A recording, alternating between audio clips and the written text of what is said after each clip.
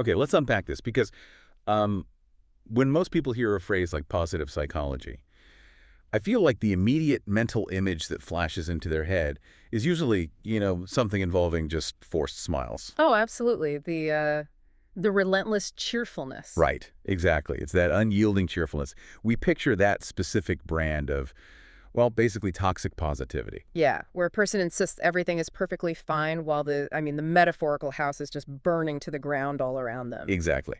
But what we are looking at today reveals that true positive psychology it's not about wearing a happy mask at all. No, not at all. It's rooted in something much deeper. Yeah, much older and honestly far more profound.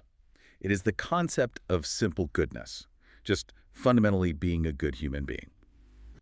So welcome to today's deep dive. This is an extensive, long-form educational audio guide crafted specifically for you, our listeners, on the YouTube podcast, The Human Settings. So glad to be here for this one. I am beyond excited to get into this material because we are unpacking a truly resonant talk by Víctor Küppers. He has been a professional speaker for over 2 decades, and this specific framework, which was originally delivered on the Aprendiz Juntos platform, is going to challenge a lot of what we just accept as normal. It really is. Our core mission for this deep dive is to explore why actively caring for our mood and fundamentally developing our character is the single most vital personal resource we possess. It really is the ultimate human setting if we want to, use the framework of the show. I like that. I mean, think about it. We spend immense amounts of energy optimizing all the external variables of our lives. Oh, constantly. Right. We tweak our morning routines. We balance our investment portfolios. We upgrade our technology every year. Exactly. And we obsess over our productivity metrics. Yet we rarely, if ever, apply that same level of rigorous intentionality to our baseline character. It's so true. We just assume character is static. Right.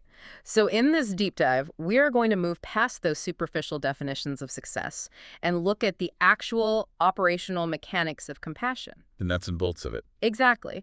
We need to examine the massive societal shift we are currently seeing toward, well, extreme individualism. And perhaps most importantly, we will break down the surprising biological, evolutionary, and highly practical benefits of simply operating as a good person. I love that we're getting into the biology of it, too. It's fascinating. But before we dive into the data and the anecdotes, I want to ask you, the listener, to just pause for a brief second. Yeah, just think about this. Consider your own life.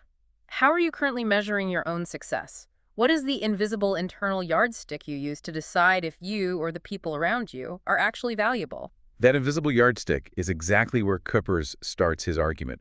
Because, let's be real, the metrics we use are often completely absurd. They really are. Society trains us, basically from the moment we enter the school system, to value people based on highly visible, easily quantifiable metrics. Like it's all just data points. Right. We act like human worth is a math equation that can be solved by looking at a balance sheet.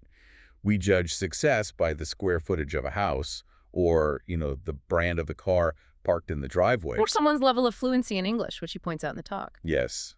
Or, my absolute personal favorite, we judge people by their professional title. Oh, the titles are the worst. Especially if they have one of those convoluted, jargon-heavy titles that literally takes up 3 full lines on a business card. I mean, we can laugh at the absurdity of the Senior Executive Vice President of Synergistic Global Operations? Exactly. But the reality is that we unconsciously assign genuine human worth to those 3 lines of text. We use these external markers as a shorthand for internal value because, well, they are easy to measure. It's a lazy way to judge someone. It is. But Küppers strips all of that artificial scaffolding away with a thought experiment that is just, it's almost impossible to argue against. Yes, the boss thought experiment. I love this part. Listener, I want you to actively do this right now. Think about the best managers, supervisors, or bosses you have ever had in your life. Just do a quick mental scan. Right. Scan your entire professional history and isolate the ones who truly left a positive impact on you. I can guarantee you something without even knowing you. You do not remember those specific individuals because of the square footage of their corner office. Not at all. You don't rank them as your best boss because they wore immaculate, tailored designer outfits, or because their Excel spreadsheets were perfectly formatted. Consider the implications of that realization, though.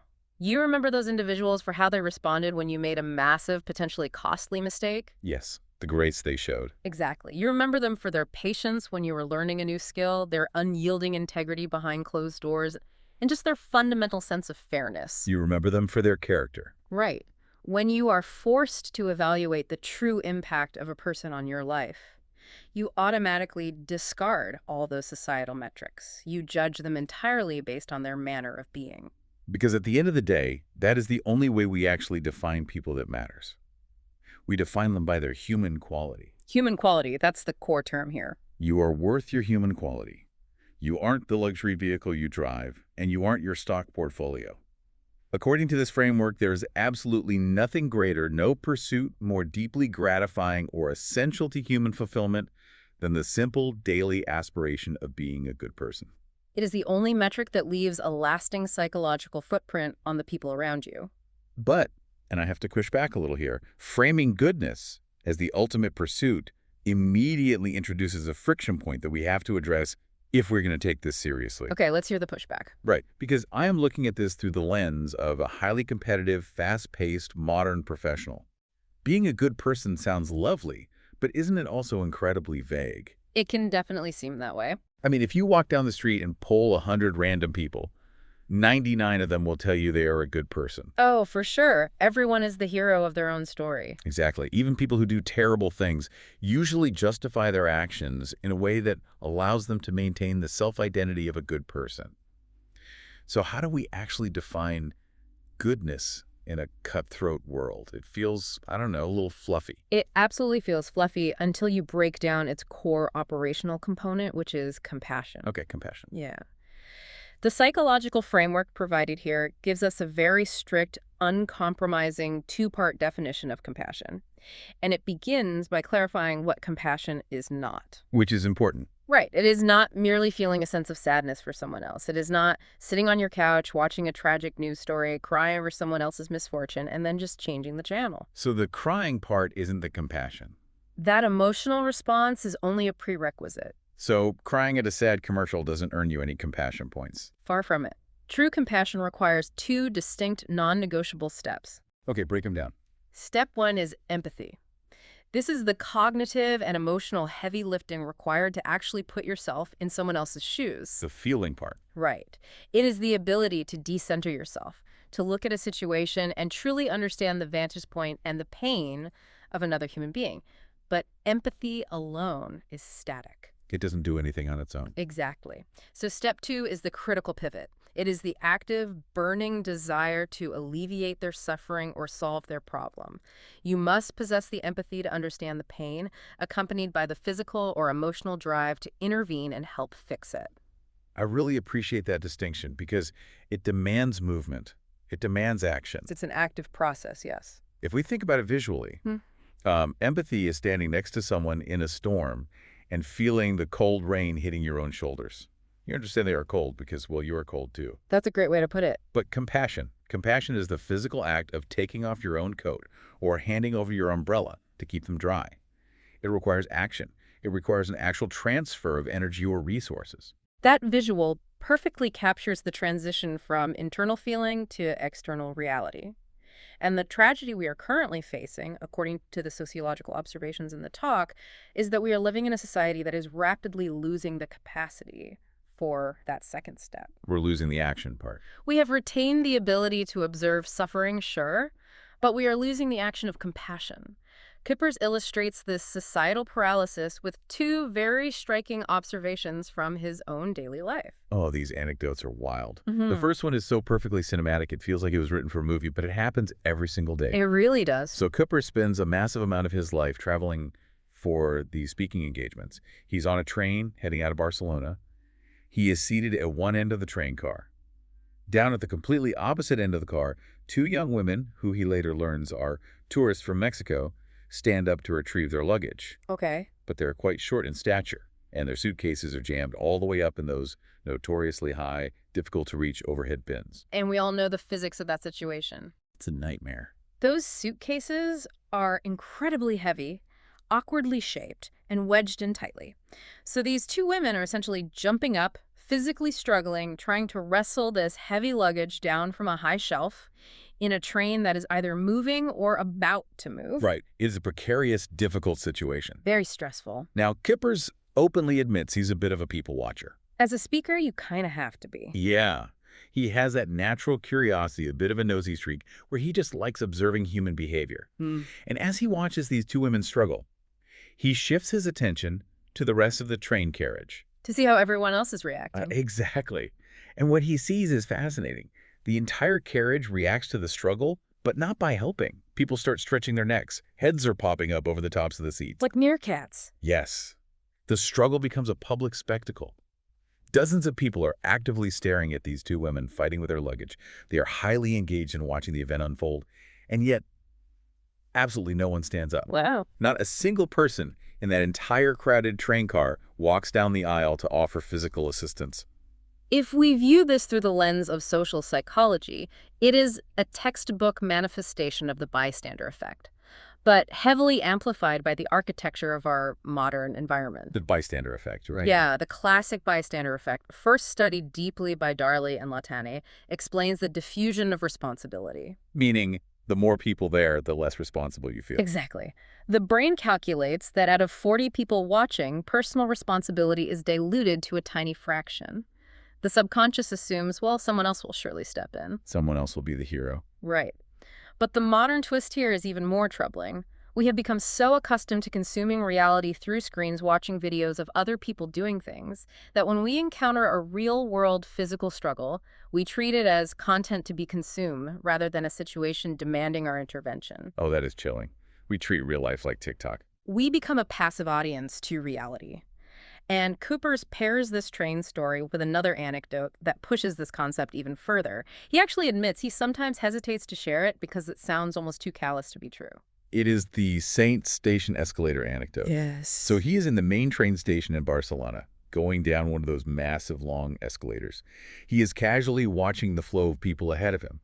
About 5 people down the line, a person's sweater slips out of their bag or perhaps falls off their arm. Right. The person reaches the bottom of the escalator, steps off, and the sweater falls completely to the floor behind them. The person immediately behind them, the very next human being on the escalator step, reaches the bottom, looks down, registers the dropped sweater, literally performs a physical maneuver to step over it, and simply continues walking. Just steps right over it. They do not pick it up.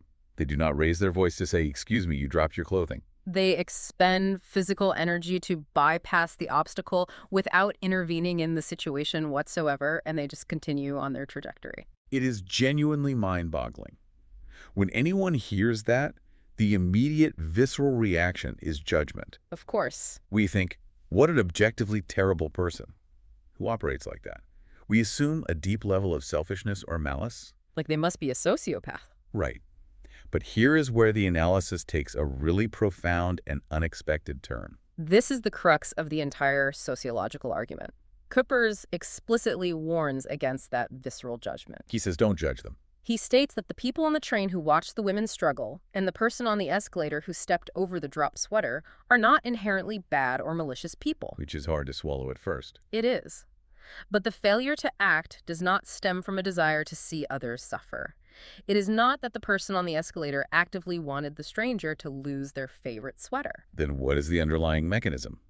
Because from the outside, stepping over someone's belongings looks identical to malice.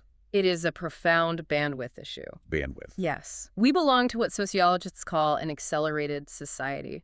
Accelerated society. What does acceleration actually mean in our daily lives? It means our cognitive load is perpetually maxed out.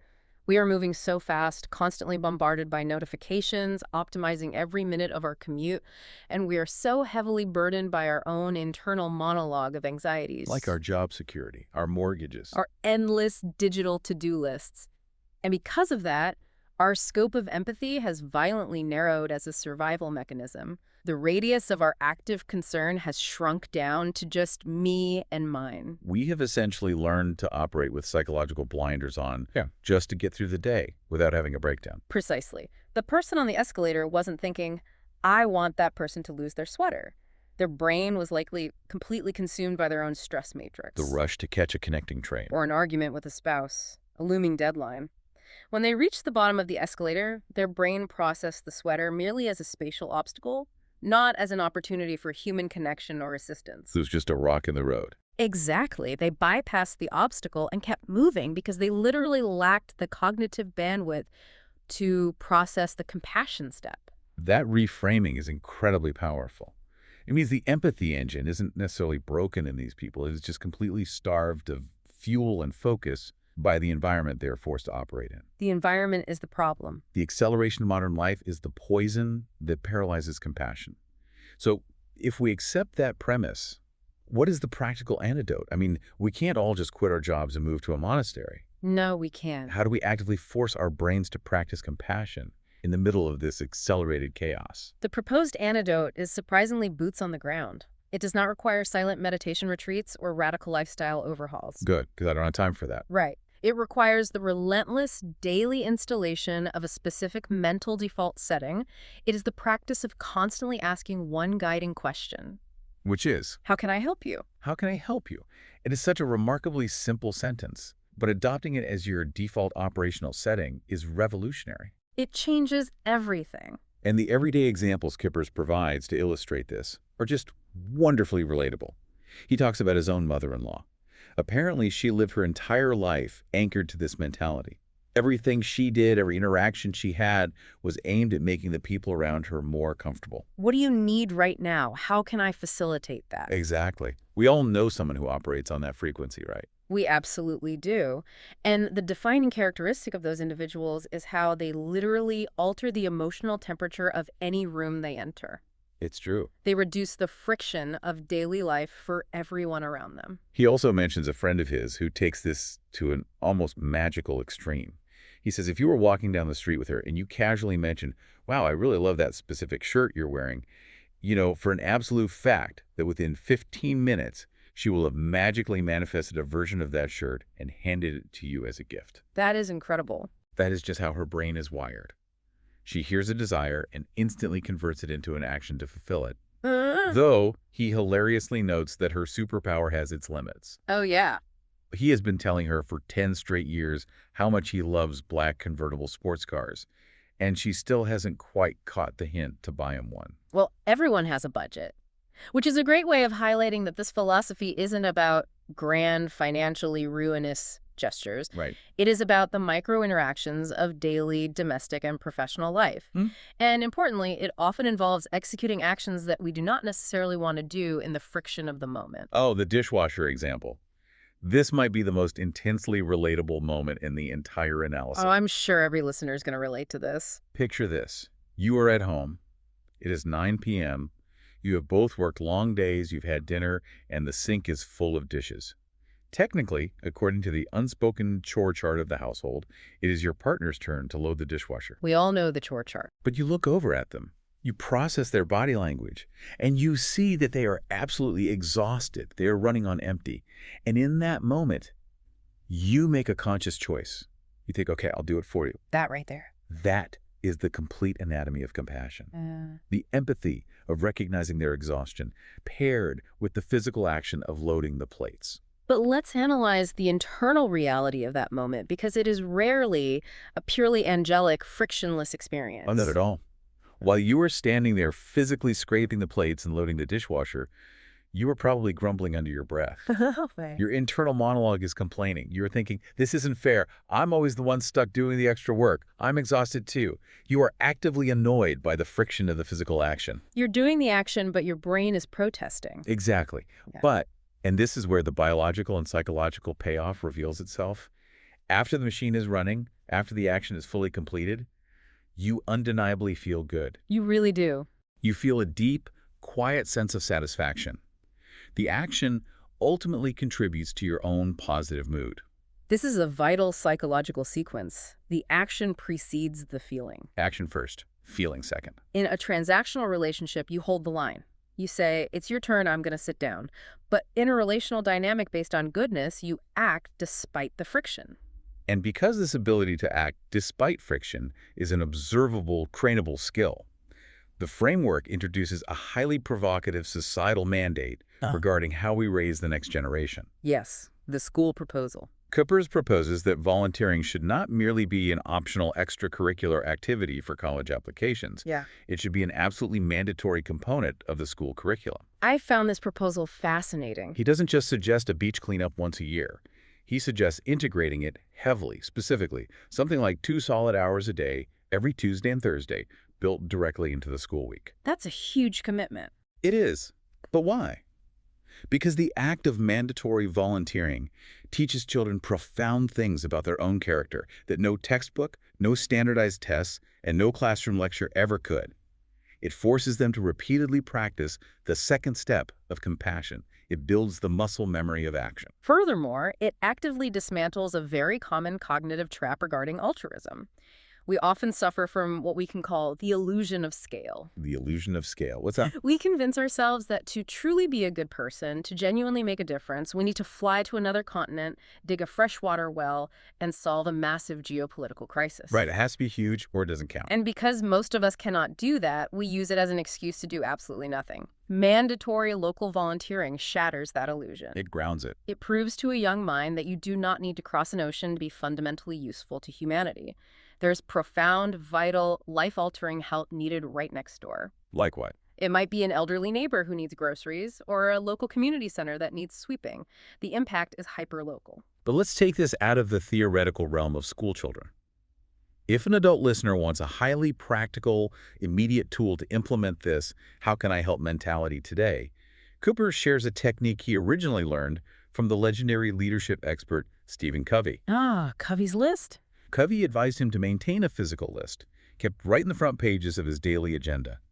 Küppers took this to heart and has been doing it diligently for over 20 years. Let's examine the anatomy of this specific list. It currently contains the names of roughly 45 individuals, and the single unifying trait among everyone on this list is that they are all actively navigating a problem or a crisis. Right, the list is incredibly diverse. It could be an acquaintance who emailed him out of the blue, terrified because their young daughter has just received a severe medical diagnosis. Boom! Their name goes on the list. It could be a 38-year-old professional who is absolutely panicking because they're taking the national police exam, the strict age cutoff is 40, and they know this is their absolute last chance to achieve their dream. They are drowning in anxiety. On the list. Or it could be someone who just got unexpectedly fired and has no idea how they're going to pay next month's rent. On the list. So he actively maintains this living, breathing document of human struggle within his own network. But a list is just a piece of paper. What is the operational action step Covey advised? That's the important part. It was remarkably low friction. Every once in a while, as you review your agenda, look at that list, pick a name, and send them a brief message. You don't need to solve their problem. No solving needed. You just reach out and ask, how did the exam go? Or how are you holding up this week? But I want to push back on this a little bit, because when I first heard about keeping a list of 45 people's traumas, my immediate thought was about empathy burnout. It's a valid concern. Let's be real. Maintaining a running inventory of dozens of people's severe life problems sounds like a one-way ticket to clinical emotional exhaustion.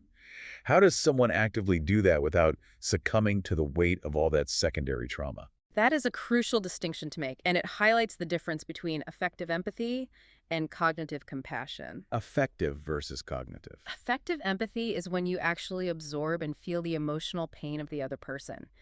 If you do that for 45 people simultaneously, you will absolutely burn out. Your nervous system literally cannot handle it. You collapse. But cognitive compassion, which is what this list represents, is different. It is the mental recognition of their struggle, followed by a low-cost, high-impact action. So the action protects you from the burnout. Exactly. Sending a text message takes 30 seconds. It does not require you to take on their grief. It merely requires you to acknowledge their existence. The cost to the sender is incredibly low, but the emotional value to the receiver is astronomically high. And the impact of that 30-second text message is apparently spectacular. Küppers says he gets replies from people who are just completely blown away. Yeah. They respond with paragraphs of gratitude, and he thinks to himself, this is crazy. All I did was ask how you were doing. It seems disproportionate, right? Yes. Why does such a tiny gesture provoke such a massive emotional response? If we view this through the lens of social psychology, we can understand exactly why that impact is so disproportionate. We can conceptualize it as the day 4 phenomenon, which relates to crisis fatigue and attention decay in modern social networks. The day 4 phenomenon. Break that down for the listener, because understanding this completely changed how I view supporting friends in crisis. Consider the societal anatomy of a personal tragedy. When something terrible happens to someone, a sudden death in the family, a severe medical diagnosis, a very public job loss on day 1, the social support is overwhelming. Oh, yeah. The phone is ringing off the hook. The community mobilizes, people are dropping off casseroles, the inbox is flooded, the social scaffolding is incredibly tight. On day 2, the shock is wearing off, but most of those people are still checking in. Still solid support. But as we move to day 3, the attention decay begins. The casserole dishes are empty, the text messages slow down from a flood to a trickle. Because the rest of the world has to go back to work. Exactly. And by day 4, the crowd has completely moved on. The accelerated society cannot maintain focus on someone else's static grief. It's old news. The crisis is old news. And the person who is actually living the tragedy is left standing entirely alone in the wreckage of their life, wondering where everyone went. It's so heartbreaking. So when Küppers looks at his agenda and sends a text message weeks or even months later, when the societal expectation of support has long since expired, he is radically disrupting that isolation. Reaching out on day 40 instead of day 1. Reaching out on day 4 or day 40 communicates something profound. It says, the world has moved on, but I have not forgotten your pain. You are still visible to me. That makes a human being feel deeply, fundamentally valued. That is incredibly powerful. Listener, I want to address you directly right now. Who is currently on your day 4 list? Think about your network. Who went through something incredibly difficult a month ago or 3 months ago that you haven't checked in on recently because the initial shock wore off? Send the text. Yes, sending that text today is the literal execution of human quality. It is the exact mechanism that builds a relational culture over a transactional one. But let's raise the stakes. Let's do it. Doing this for friends or acquaintances or people who actively email you for advice is one thing. That is still operating within your general social orbit. There is still a loose social contract there. But the framework takes this concept into uncharted territory. What happens when this level of extreme human quality, this relentless how can I help mentality, is applied to complete and total strangers, where there is zero expectation of future reciprocity? This is where we cross the boundary from basic, expected goodness into what is described as stratospheric goodness. Yes, stratospheric goodness. Let's explore the taxi driver anecdote because it perfectly illustrates this leap. It's a great story. So, Küppers is leaving a corporate client's office. He's completely frantic, running incredibly late for a train. He sprints out to the street, jumps into a taxi, and immediately sets a high-stress tone. He tells the driver, "I need to get to the main train station right now. I am so rushed, my train leaves in minutes." We've all been that passenger. The driver absorbs this panic and replies calmly, "Let's hope we get lucky with the traffic." The driver weaves through the city gridlock, pushes the speed limit, and successfully gets him to the station. Küppers sprints out of the cab, runs through the terminal, and miraculously manages to catch his train just before the doors close. Which, up to this point, is a completely standard, albeit high-stress, modern commercial transaction. Right. A service was required, a service was paid for, the objective was achieved. Exactly. The contract is fulfilled. Küppers sits down in his seat. His heart is pounding. He is finally catching his breath. 15 minutes pass. He is just watching the landscape roll by. The adrenaline is fading. Suddenly, his cell phone rings. It's an unknown number. He answers it, and a voice on the other end says, "Hello, it's the taxi driver." Küppers is instantly confused. His mind goes to the worst-case scenario. He asks, "What's wrong? Did I drop my wallet? Did I leave a bag in the back seat?" Of course, that's what you assume. And the driver says, "No, nothing is wrong. I just called to see if you actually managed to catch your train." We need to pause and analyze the sheer amount of artificial friction this driver had to intentionally overcome to make that phone call. Seriously, think about it. This was not an automated text. Yeah. This driver had to safely pull over or navigate traffic while actively searching through his dispatch logs or his digital booking app. He had to locate the specific passenger's phone number, manually dial it, and initiate a conversation, all while on the clock. Which means he was losing money. There was absolutely no financial incentive to do this. He was not going to get a larger tip. He did it purely to close the loop of human concern. He simply wanted to know if the frantic, stressed-out human being who was briefly in his back seat achieved his goal. Küppers says he was completely blown away by this.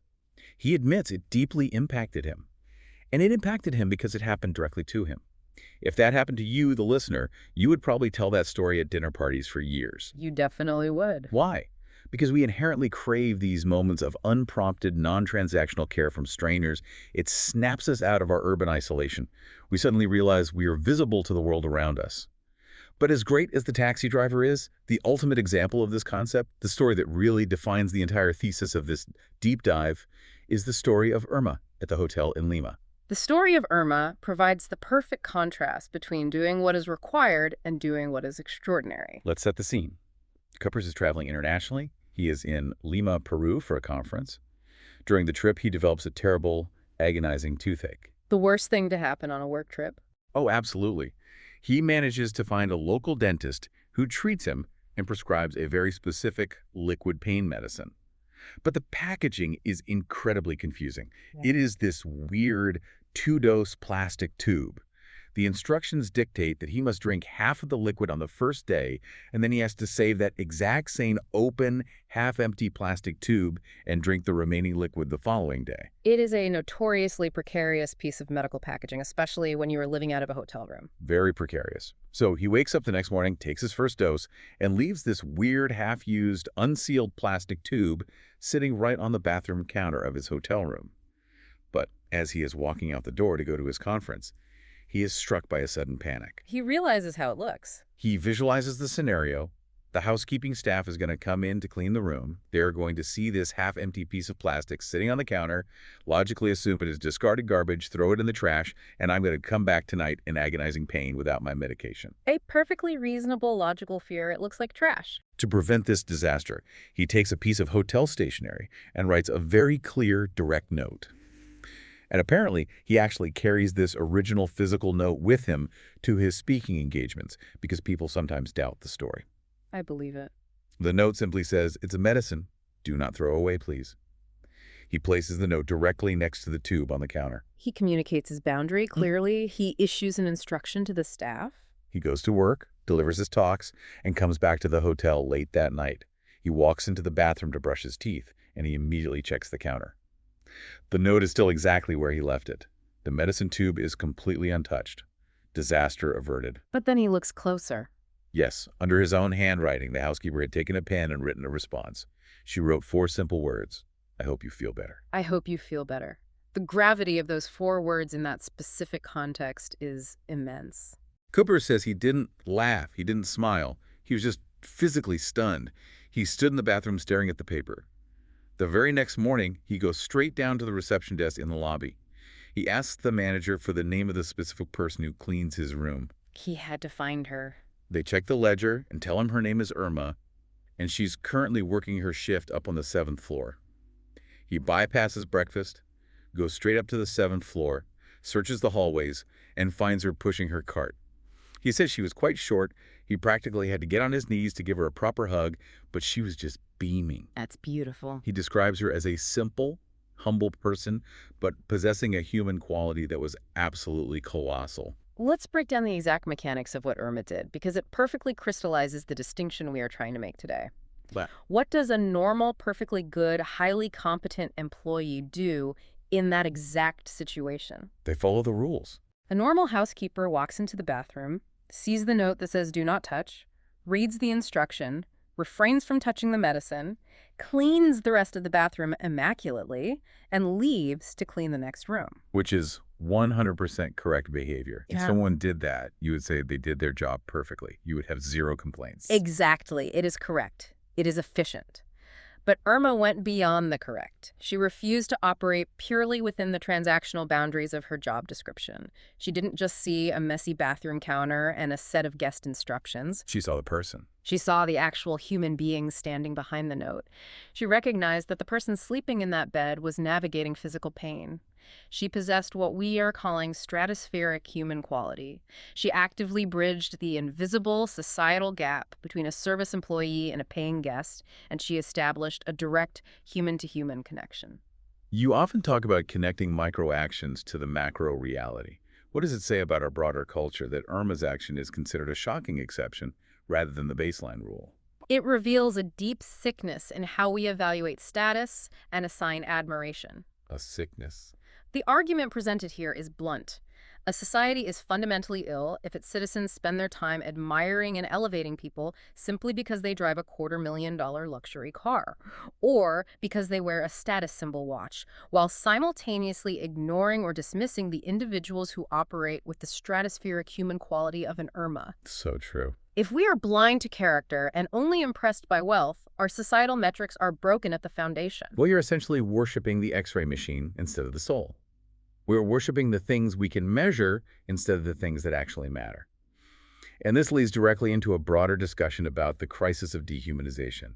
Küppers points out that we are actively losing the very language of baseline human respect. The basic vocabulary. He jokes, somewhat darkly, that common words like please and thank you are nearing total linguistic extinction. He envisions a future where his grandchildren are going to ask him, "Grandpa, what did the word please actually mean?" And he will have to explain that these were ancient incantations used at the turn of the century by a lost, polite civilization. It's delivered as a joke, but it points to a very real geographic and cultural contrast that sociologists are currently tracking. As impartial observers of this trend, we need to look at the differences highlighted in the talk. Right. The speaker notes that many sociologists are actively sounding the alarm about the dehumanization of Europe, particularly in its major urban centers. It is increasingly characterized by a baseline emotional tone of hostility, rigid egoism, and sharp defensive individualism. And the sharp contrast he provides to his European audience is Latin America. He asks the crowd if anyone in the room is originally from Latin America, and he states unequivocally that in terms of baseline warmth, physical affection, and fundamental human connection, Latin American cultures are 1,000 years ahead of Europe. 1,000 years ahead. They naturally use the language of respect, please, thank you. They embrace warmly, they prioritize the group over the individual. There is a baseline of communal warmth that the highly accelerated, economically driven parts of the world have completely sacrificed in the name of efficiency. It is the stark difference between operating in a transactional culture versus a relational culture. Transactional versus relational. In a transactional culture, every interaction is a math equation. What do I owe you and what do you owe me? In a relational culture, interactions are based on shared community. But you don't necessarily have to change continents to find an antidote to this urban dehumanization. No, you don't. Küppers points to his own current living situation as a micromodel of what we've lost. The village mindset. This is fascinating. He currently lives in a small village with a population of roughly 1,500 people. He describes it as fabulous because the environment literally forces you to be human. You can't hide. Think about it. In a major city of millions, you can walk down the street and pass 10,000 distinct human beings in a single afternoon. Right. And you will never make eye contact with a single one of them.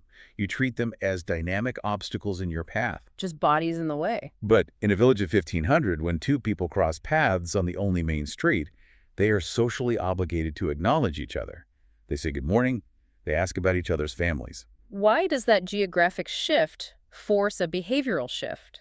Because the lack of anonymity removes the protective shield of the accelerated society. They have to see each other. They must recognize each other as two human beings occupying a shared, limited space.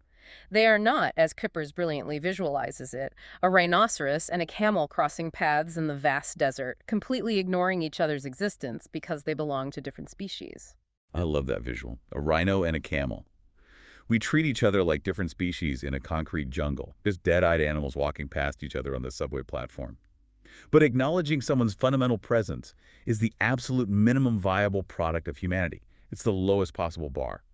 Just saying good afternoon in an elevator, opening a heavy door for someone whose hands are full.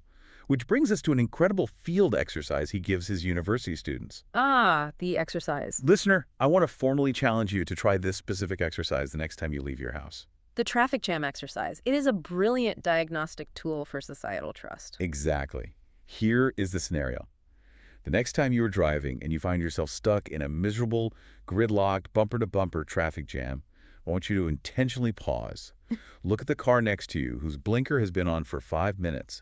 Wave your hand clearly and intentionally let that one car merge in front of you. Just voluntarily surrender your hard-won position and let one person pass. But the key to the exercise is not the merging. It is paying very close attention to the psychological reaction of the other driver. Because, as Küppers points out with a laugh, the other driver will almost certainly look at you in sheer, unadulterated shock.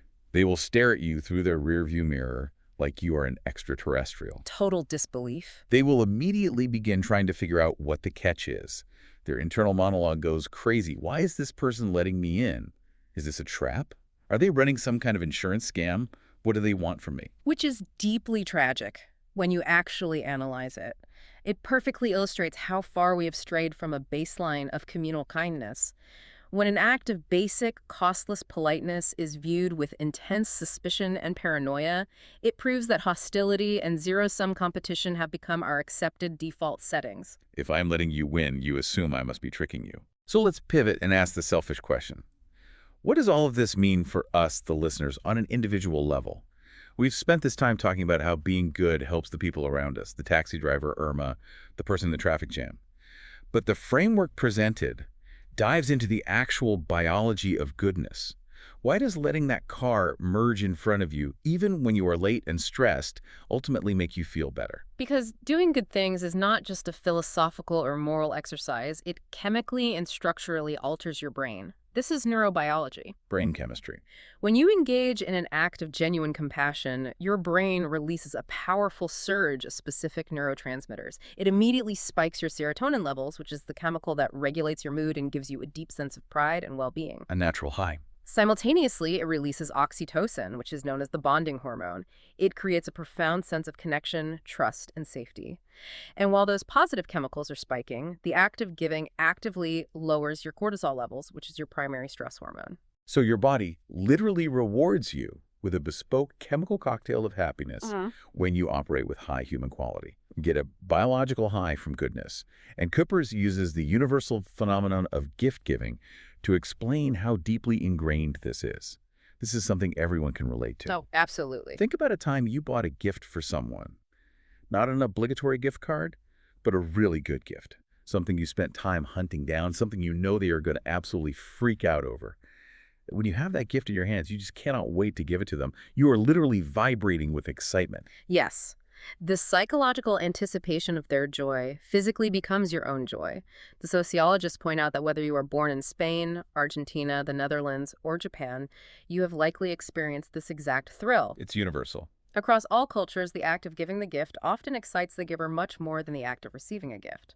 But we have to ask the evolutionary question, why is that? Why would a biological organism driven by survival feel a chemical high from giving away its own resources? Because, according to this framework, it is perfectly, seamlessly aligned with our intrinsic human essence. We are fundamentally wired to help each other. It's how we survived. If we look back at our tribal ancestors, individual survival was impossible. Survival depended entirely on the cohesion of the group. Therefore, the human brain evolved a brilliant chemical reward system to ensure we took care of each other. It incentivized goodness. When we act in accordance with that deep evolutionary essence, when we are generous, when we share our resources, when we protect the vulnerable, our biology throws a party? It says yes. This is what ensures the survival of the species. When you are coherent with your biological essence, you feel good. It is the shortest, most scientifically proven path to a joyful mood. And maintaining that joyful mood, that chemical equilibrium, requires another vital trait of a good person that the source highlights, which is often misunderstood, a sense of humor. Let's clarify this immediately, because I know people are listening and are thinking, well, I'm not a naturally funny person, I can't tell jokes, so I guess I fail this metric. You don't have to be a comedian.